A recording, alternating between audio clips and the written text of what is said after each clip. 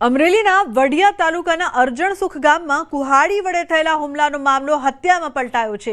ઘટનામાં દિનેશ સોલંકી નામના વ્યક્તિ પર તેના સાળા સહિત અજાણ્યા ઈસમોએ હુમલો કર્યો હતો, જેમાં કુહાડી વડે તેના બંને પગ કાપી નાખવામાં આવ્યા હતા। હુમલા બાદ સારવાર દરમિયાન મોત નીપજ્યું હતું। તેઓ ગોંડલથી અરજણસુખ ગામમાં સગાને ત્યાં આવ્યા હતા ત્યારે આ ઘટના બની હતી। હાલ વડિયા પોલીસ સ્ટેશનમાં હત્યાનો આ ગુનો નોંધીને તપાસ હાથ ધરવામાં આવી રહી છે। ઉલ્લેખનીય છે કે આરોપીઓને ઝડપી પાડવા માટે અલગ અલગ ટીમો બનાવીને કવાયત હાથ ધરવામાં આવી છે।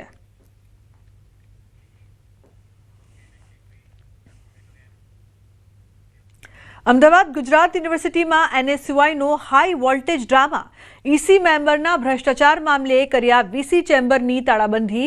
કુલપતિ ડોક્ટર નિર્જા ગુપ્તાની કેબિન બહાર રામધૂન કરી। કુલપતિ નિર્જા ગુપ્તા કેબિનમાં ગેરહાજર હતા। તાળાબંધી કરવામાં આવી। કુલપતિ નિવાસસ્થાનથી સિક્યોરિટી કેબિન પર ચડીને કર્યા દેખાવો। તોડકાંડ કૌભાંડમાં પૂર્વ સિન્ડિકેટ સભ્ય શ્વેતલ સુતરિયા સામે એફઆઈઆરની માંગણી કરી છે। શૂટિંગ એકેડમી સિન્ડિકેટ સભ્ય આશિષ અમીનની સંસ્થાને આપવાને લઈને પણ વિરોધ કરવામાં આવ્યો છે। આશિષ અમીનનું તાત્કાલિક સિન્ડિકેટ સભ્યપદેથી રાજીનામું લેવાની માંગણી કરી છે।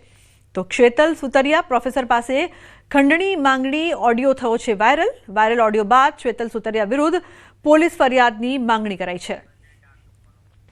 સંવાદદાતા સંજય ટાંક જોડાયા છે ફોન લાઈન પર વધુ માહિતી આપવા માટે।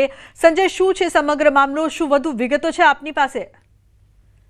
બિલકુલ, ગુજરાત યુનિવર્સિટીમાં એનએસયુઆઈ દ્વારા આજે વિરોધ કરવામાં આવ્યો અને ઈસી મેમ્બરના ભ્રષ્ટાચાર મામલે જે છે તે વીસી વાઇસ ચાન્સેલરને ચેમ્બરને તાળાબંધી કરવામાં આવી અને ઉગ્ર દેખાવો જે છે તે કરવામાં આવ્યા। કુલપતિ ડોક્ટર નિર્જા ગુપ્તાની કેબિનની બહાર તે રામધૂન પણ જે છે તે બોલાવવામાં આવી અને તેમના બંગલે પણ ક્યાંક ને ક્યાંક ત્યાં દેખાવો કરીને હલ્લો મચાવવામાં આવ્યો હતો। મહત્વની વાત કે ગઈકાલે જે ઓડિયો ક્લિપ જે વાયરલ થઈ હતી કે પૂર્વ સિન્ડિકેટ સભ્ય અને પ્રોફેસરની જે છે જે વાતચીત થઈ હતી 75 લાખ રૂપિયા જે છે તે પ્રોફેસર પાસેથી માંગવામાં આવ્યા હતા અને એ ઓડિયો ક્લિપને આધારે જે છે તે તપાસની માંગ અને સુતરિયા સામે એફઆઈઆરની માંગણી કરતા એનએસયુઆઈ દ્વારા જે છે આ દેખાવો કરવામાં આવ્યા હતા અને ઉગ્ર વિરોધ જે છે તે કરવામાં આવ્યો હતો। જી બિલકુલ સંજય, આભાર સમગ્ર માહિતી બદલ। તો ઉગ્ર વિરોધ કરવામાં આવ્યો, હાઈ વોલ્ટેજ ડ્રામા જોવા મળ્યો।